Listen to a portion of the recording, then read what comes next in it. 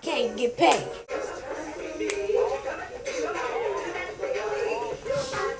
I was hitting my little sing. Shall I proceed? Yes, indeed. Come on, Lamo. Hello, what's poppin', everybody? This is your girl, Miss P. I hope that you are doing fabulous, darling. I am doing well. Make sure to go ahead and thumbs up this video. That lets me know that you enjoy these reviews and you want me to keep them coming. Make sure to subscribe to my channel. I'd really appreciate that so that you can get more content. Follow me on all my social media, now including Snapchat. And yeah, we just gonna go ahead and get into this review, hunty. Hello. Before I get into this review, did you all see the VH1 Hip Hop Honors? All salute to Missy Elliott, Lil Kim, Queen Latifah, and Salt-N-Pepa. It was just great. I'm gonna talk about it more at the end of this review. It has been like 8,000 years since we had one of those. Good job, Mona Scott. Last week, it was that thud that was heard from around the world when Lyfe Jennings looked like he was proposing to Carly Red. He pulled out the ring. Next thing you know, we heard a thud. It was like, dude. I'm sitting here like, is this nigga really gonna propose to Carly Red? No. Sidebar, don't look like Lyfe smell like cheese, like a hen of cheese. Like cheddar. No.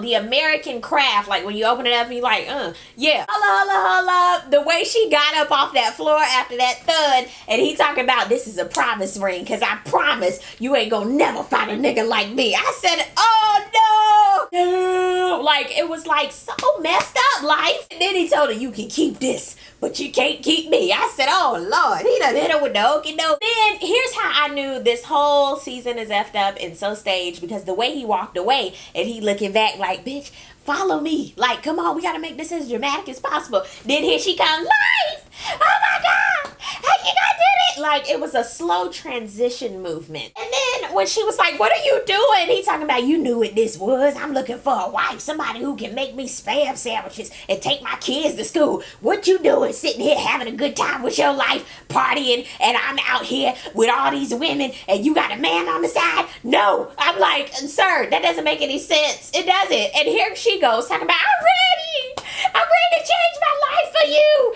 No, you're not, man. Both out here playing games, playing Pokemon Go. They deserve to be together. We go with Arian into the studio with D. Smith. She has a vocal coach there, and she's like, well, let's see what you got. Arian's like, oh my God. You know, sometimes people who you know they can't sing, but you be like, go ahead, sing something. My throat, like, I don't really feel good today. I can't. Here go the vocal coach, child. I can't sing. He did the whole scale, and she was like, ooh, it's been too long since you've been gone. Feels good without. I'm sorry, I don't know why I had a Babs moment, but they were both looking like, what? That wasn't what we asked you to do. D. Smith was like, nah, stank, you got some work, boo. You need to work on that. Are you ready to like really do this? Arian took it as a little slight shade, but D. Smith did have a little attitude with it, like, man, that's what you wanted, Arian. But at the same time, D. Smith, calm your ass down. Speaking of people in the studio, Mama D is in the studio with Young Joc. Her new song is called In That Order. You know what? Sidebar, Arian. If Mama D's ass can be in the studio doing singles, your ass can be in the studio. You can be self-taught punkin'. Get together. In that order. In that order. I would honestly rather play I Deserve. Yeah, I would. Honestly. Yeah, in that order. Wait, I can't even get it right. Like, Cap, aka Jay Nix, comes through so that he can talk to Joc about Amberer. And Joc was like, she came through like, And he was like, you mean to tell me you smashed my girl, homie? And he was like, yeah, good job. And I was sitting here like, what? So they basically, Jay Nix was basically saying how Amber's getting ready to have this event. He gonna crash the event with Tiara, and then Carla think a thing. He's gonna know that she and he have moved on. And Joc is like, what? I keep forgetting it's for the ratings.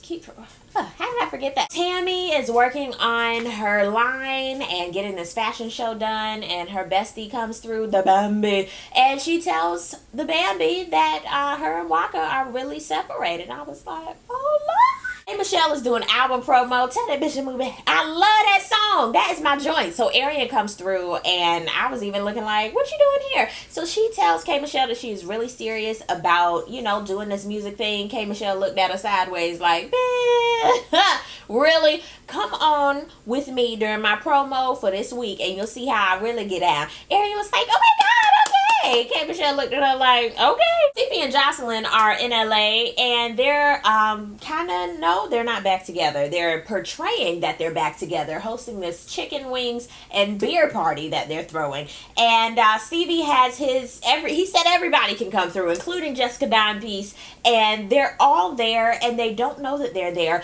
But, what's her name? Nikki Baby. Miss Nikki Baby is there with my bae Fizz. I guess they're still together. I didn't know Fizz had a nose ring now. Jocelyn, she going crazy over Miss Nikki Baby because she got a fat ass, and she's just like, oh my god, oh bitch, oh my god, bitch, I love you, I love you, I love you. And she ain't fucking with Fizz. I was hollering. So Carly Red comes through because she's invited as well. And you know she got to talk to Dime about what happened with Life. And Tiara is there because I don't know, I guess somebody invited her too. And that was the best time for Carly to tell Tiara that I'm messing with your baby father, even though, you know, he locked up now. But I just want to let you know, Tiara didn't like that too good, and I'm sitting here like, but your ass didn't want him. I'm confused. What are you doing? Well, no, wait a second. You did want him, but he was with someone else, and then he was with Carly. But now you really can't have him because he's in jail, and you have Rap Cap. Dime was like, I don't know why my ass is in this. Heifer, you knew this whole time. You can't be backtracking. You got all that mouth. But when it comes down to saying what you are a part of, you don't want to talk about it. So Tiara and Carly have a back and forth. What did Tiara say about Carly? She said she was a dick-sucking bitch.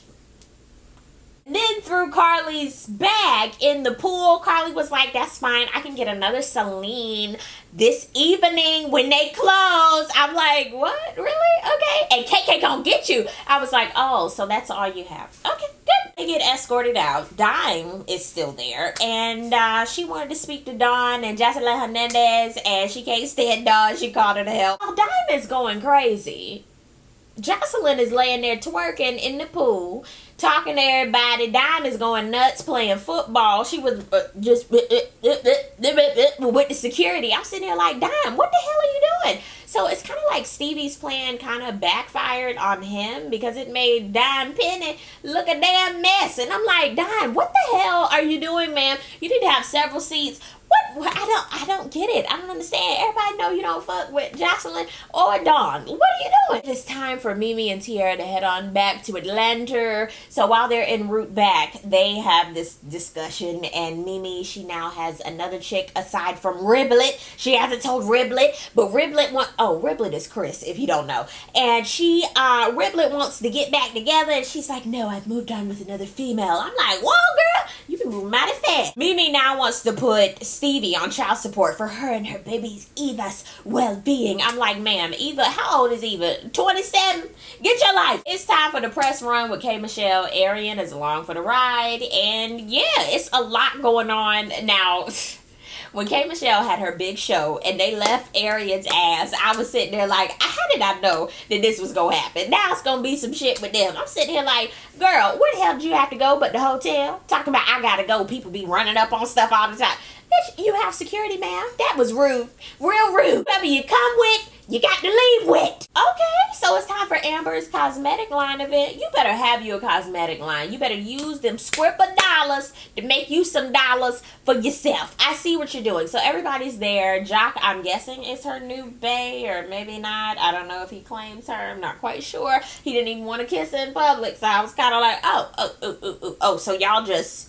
That's it. Here comes Rap Cap and Tiara. Oh my God. I was like, why? Why? Go, Amber, why the fuck you bring this bitch to my event? That's what I wanted to know too. Why are y'all here? Tiara, where your pole at, ho? I was like, whoa, is this some Players Club stuff? Like, oh my God. We can't get any hellos. How you doing? Congratulatories. Like, what? You know what? I don't know what happened. All I saw was Tiara throw something, and then it was like, roar! All the cosmetics all over the place. Could you have thrown something away from all the cosmetics? It's time for the fashion show. Scrap is there so that he can support the bandit because he been missing her, because I mean he was single for a minute, you feel me, with all the beautiful women, and you know, but he missed the Bambi. Like, he missed the Bambi. End of the fashion show. Here goes Tammy and the dog and her daughter, and Tammy looking at the floor. I'm like, girl, this is your event. Keep your head up, ma'am. Okay, I need y'all to get this together. Aunt Deb comes through and she was like, I'm so happy you here. I'm like, girl,